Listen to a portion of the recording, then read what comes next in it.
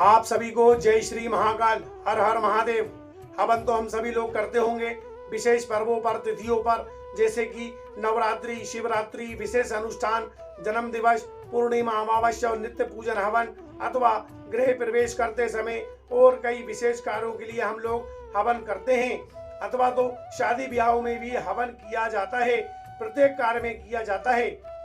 इससे हमको लाभ भी होता है और हमारे सुख में, जीवन में संपन्नता आती है। लेकिन हवन कुंड किस पात्र में हमको करना चाहिए, इसका हम लोग ध्यान नहीं रखते हैं। जी हाँ, जैसे कई जगहों पर मैंने देखा है कि जो लोग लोहे का पात्र लाकर उसमें हवन कर देते हैं, और बहुत से लोगों की आदत होती है कि घर में जो तगाड़ी या उसे तसला भी कह सकते हैं, जो लोहे की बनी होती है, उसमें भी हवन कर देते हैं।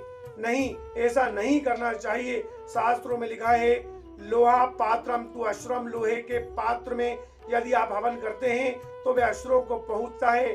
ध्यान दीजिए, कृपया अश्रों को अपना किया हुआ हवन बिल्कुल ना पहुंचाएं।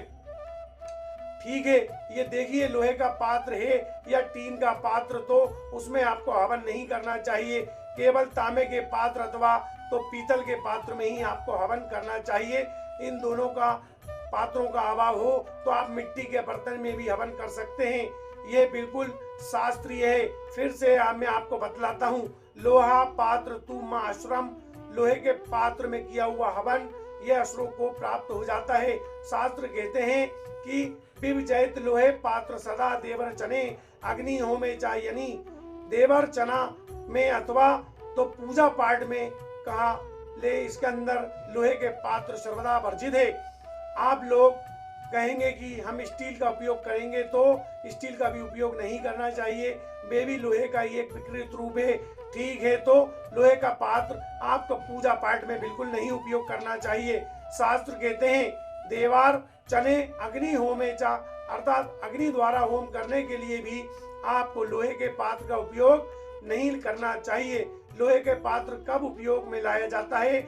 जब आप तांत्रिक क्रिया कर रहे हो या तंत्र से संबंधित कोई भी कार्य कर रहे हो, और मोहन मारण, उच्चाटन, वशीकरण आदि जब मेली विद्या की जाती है तो उसके अंदर लोहे के पात्र का उपयोग किया जाता है। अन्यथा लोहे के पात्र का उपयोग हवन कुंड के लिए नहीं करना चाहिए। अब आप कहेंगे कि हमारे पास धन का अभाव है, हम ये भी नहीं अफोर्ड कर सकते हैं, तो ये भी नहीं कर सकते, खरीद नहीं सकते हैं, तो क्या करना चाहिए? आपको नदी किनारे जो रेत होती है, जिसे बालू भी कहा जाता है, उसके ऊपर भी आप हवन बनाकर होम हवन कर सकते हैं। पहले के जमाने में क्या होता था कि कच्ची मिट्टी होती थी, उसके ऊपर लोग ईंट आदि बिछाकर गोबर का लेपन करके हवन कर लेते थे।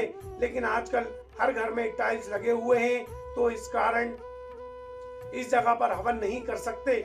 इसलिए धातु के कुंड का उपयोग किया जाता है।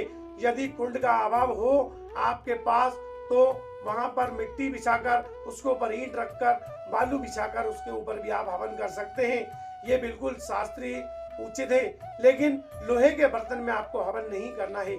जी हाँ, सावधान रहिएगा, आप अपना किया हुआ हवन अपने देवताओं तक नहीं पहुंचा पाएंगे। देखिए, जो हम लोग हवन में हव्य देते हैं, यानी जो भी हम लोग हवन में जो सामग्री डालते हैं, वो क्या है? वह देवताओं का भोजन है। इसलिए तो हम लोग हवन सामग्री को हवन में बड़े प्रेम से डालते हैं, क्योंकि शास्त्रों में लिखा हुआ है, हवन में डाली गई आहुति देवताओं का भोजन है। अग्नि क्या है? अग्नि देवताओं का मुख है। और ये कुंड क्या है? ये देवताओं का तन है एवं शरीर है। तो इसका आदर आपको करना है। इसलिए कुंड का भी पहले पूजन किया जाता है। शास्त्रों में लोहे से बना हवन कुंड का पूजन भी नहीं किया जाता। इसलिए आप सावधान रहें और लोहे के कुंड में ना तो हवन करें और ना उसका पूजन करें, और ना तो आप स्टील का हवन लें और ना उसका उपयोग करें और उसका पूजन भी नहीं करें।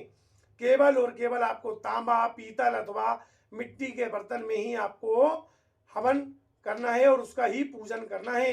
अब जब भी आप हवन घर में करें या हवन कुंड लेने जाएं, तो विशेष ध्यान रखिएगा कि हवन कुंड के नीचे स्टैंड लगा होना चाहिए। इसका विशेष ध्यान रखना, आप ध्यान देकर लेना। छोटा हवन लेना। यदि आपके घर में नित्य हवन करना हो या फिर आपको बड़े पैमाने पर हवन करना हो तो बड़ा हवन कुंड ले लेना। यदि आप अपने घर में हवन कर रहे हो तो बिना स्टैंड वाला हवन आपके पास उपलब्ध हो तो ऐसे में इसे टाइल्स पर डायरेक्ट नहीं रखिए, नहीं तो हवन में डाली गई आहुति सामग्री एवं घी के द्वारा कुछ पदार्थ हवन की साइड से जहां पर जोड़ लगा होता है हवन कुंड में, उस जगह से वह सामग्री निकलकर आपके टाइल्स में या हवन कुंड के बाहर आना शुरू कर देती है, जिससे आपके टाइल्स भी खराब हो जाते हैं और वहां पर निशान रह जाते हैं। तो इस बात का भी विशेष ध्यान रखें।